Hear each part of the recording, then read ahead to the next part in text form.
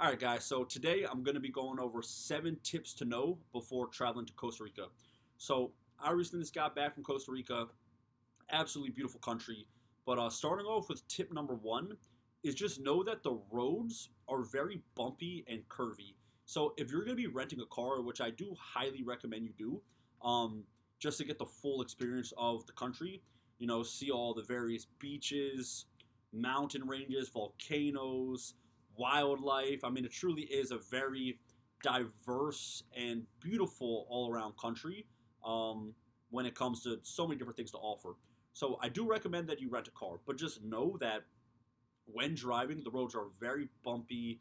It's very curvy to the point where like you could get nauseous and dizzy. So just know that, understand that.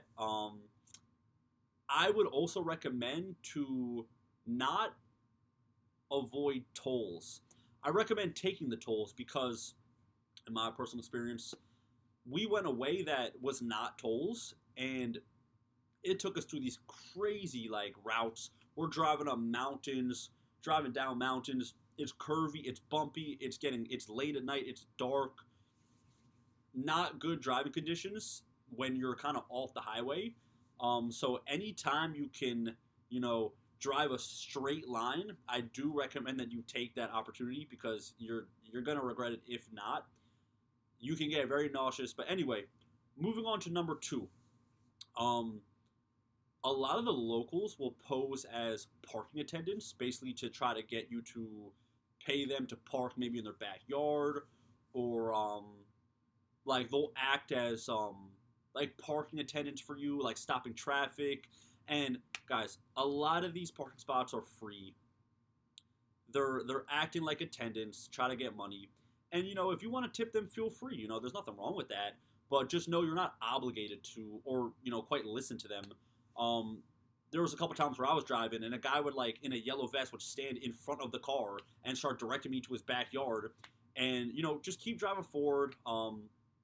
Because if you do end up falling for it, you're gonna, not only are you gonna have to pay him, but you're also gonna have to walk a mile to your destination, whether that's the beach, whether that's to a national park. A lot of these park spots they want you to park at, they're far away from your destination. So just continue to go straight until you see the official parking for the beach, for the national park. You'll be fine. There's plenty of parking. A lot of it is free. So don't fall for that parking attendant little scheme going on. But other than that, you'll be good. Moving on to number three is about the food. So the food, it's great. It's delicious. It's affordable if you know where to eat. So basically, the local restaurants they're called sodas, and here you can get a lot of local dishes, mostly known as casados. Casados are basically a dish consisting of rice, beans, plantains, a salad, and any choice of like maybe steak, chicken, maybe shrimp, something along the lines of that. But I do recommend that you eat at the local sodas because you'll get a good taste of the authentic, cuisine there, and also it's relatively affordable. So coming from me, United States, um, conversion rate, it's about 500 colones to $1 US. So when it's all said and done, you can get a big, a platter at a local soda for about, anywhere between $6 to $10 US, which is very affordable.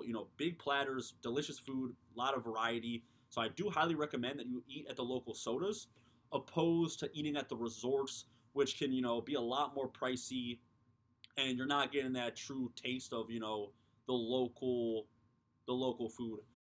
All right, guys. So the fourth tip I have for you when traveling to Costa Rica is get a SIM card. When you land at the airport, they have these small stations there where you can buy a SIM card. I highly recommend you do so to just guarantee that you have internet and Wi-Fi anywhere you go throughout the country. It's extremely important if you plan on traveling and need to get directions.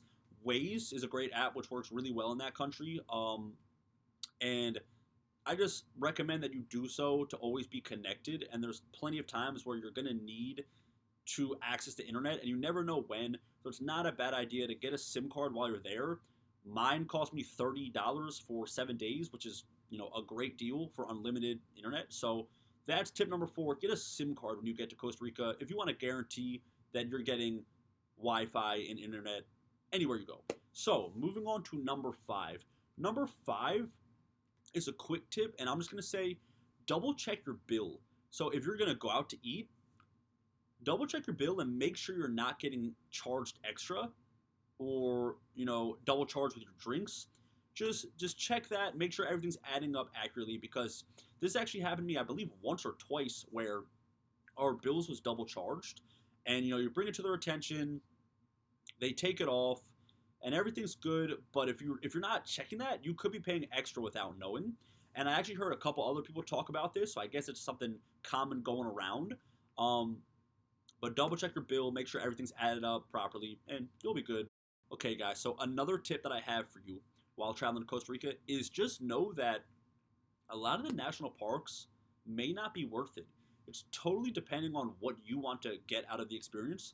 But for example, Manuel Antonio Arellano National Park, where the volcano is, both of these places can be a little overrated in my opinion, just because of what they have to offer at the actual park itself that you're paying to get into. So, for example, Manuel Antonio, that general area, it's absolutely beautiful with the beaches and the wildlife. You'll see monkeys, you'll see, a variety of different lizards and whatnot. But as far as going to the Manuel Antonio Park itself and paying that entrance fee, just know that when you go there, it's not going to be like you just see a bunch of animals right away. Like, expect to do some walking. You might need to walk for 2-3 hours and, possibly hire a guide to see everything they do have to offer there. But if you're just going there, you don't want to do a lot of walking, it's hot, you just want to see what they have, like, you really might not be getting everything out of the experience you can be. For example, myself, like, we're walking on the beach, we're walking through town, and you're seeing monkeys in town without going to the park itself. Pay some money to go to the town or into the park. You walk around for 20-30 minutes, you don't really see much. Like, yeah, you'll see some monkeys, but as far as the sloths go and some other wildlife that is more hidden, you're not going to see it right away. So that's why if you are going to go to that national park, just, expect to walk a little bit more and make kind of a whole day out of it. You're not just going to see something right away and move on to the next. So that's just one tip that I have for you. As far as Arellano National Park, I personally do think that this national park is overrated. And that is because you can get a better view of the volcano in town while you're driving your rental car or, on the bus. In town, you get a way better view for free. And that national park, again, is totally what you want to get out of the experience. For example, if you go there, expect to do a lot of hiking. If that's what you want to do, then overall, it's a great place to go. But if you don't want to do 2 hours of hiking and possibly not see anything, then maybe it's not worth your time. Maybe it's not worth your money. But something is to know is if you're going to go visit these national parks, you're not going to right away see everything you want. It's a slow process. And if you're not willing to put in that time and that effort, then maybe it's not the best, maybe it's not the best for you. It's kind of a funny one, and I've never heard anybody talk about this before, is there's a Denny's right next to the San Jose airport, and this was actually by far my most expensive meal at Denny's. So, little backstory. This Denny's is located about 5 minutes from the airport, and it's open 24/7. It's one of the only, if not, it's actually the only place to eat food in the general San Jose area after a certain time. So, for example, myself, I landed around midnight, and I was hungry, so we decided to go to Denny's, the only place open 5 minutes from the airport. So I'm thinking, okay, it's Denny's, it's a chain, it's going to be cheap, I'm going to get a burger, eggs, it's going to be $10 each, and everything's going to be good. So that's not the case. So Denny's, they purposely do not give the prices on the menu, and it's strategically located right next to the airport. People are excited, they just land, they go straight to Denny's, maybe they're hungry, it's late at night. They go there, they order the food, they don't know the conversion, they don't know the prices, they get the bill. It was by far my most expensive meal. Cost me about $65. I got a cheeseburger and like an egg like an egg and bacon platter. Cost me $65. I got 2 Cokes. The waiter actually convinced us to get 2 Cokes. When I looked at the bill, each Coke was $9. We got 2 Cokes. That was $18 for 2 Cokes. Plus the food cost me $65 at Denny's next to the San Jose airport. And like I said about the sodas, you can go to the soda, get a casado, steak, rice, beans, plantain, a salad. That's going to cost you right there $8. The Coke itself was that much. So just a tip that I haven't heard anybody mention before is that Denny's next to the San Jose airport is extremely overpriced. Okay guys, so the last tip I have for you before visiting Costa Rica is do some research before you go. Know what you want to see. Know what you want to do. Make a plan. Because a lot of people think that this is just a place where tourists go, and yes, it's absolutely beautiful, and you could say it's paradise, but this is still a country in Central America, and there's still a very large local population that is carrying on with their day-to-day lives. And once you get farther away from those coastal towns, you're in Latin America, and a lot of these towns are still developing, and the safety, it's a very safe place. The people are very friendly, but I still don't recommend you to be walking around drunk thinking that nothing can happen to you, because things can happen to you anywhere.